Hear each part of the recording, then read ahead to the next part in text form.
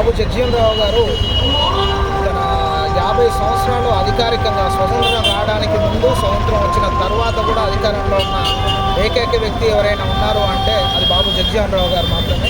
అలాగే ఆయన 1971 ఇండో పాక్ యుద్ధానికి రక్షణ మంత్రిగా ఉండి మన ఇండియా పాకిస్తాన్ లాహోర్ను ఆక్రమించుకునేందుకు కృషి చేసిన వారిలో ముఖ్య పాత్ర పోషించిన వారు. ఆయన చదువు మొత్తం హిందూ విశ్వవిద్యాలయంలోనే సాగింది, ఆ తర్వాత కలకత్తా యూనివర్సిటీలో సాగింది.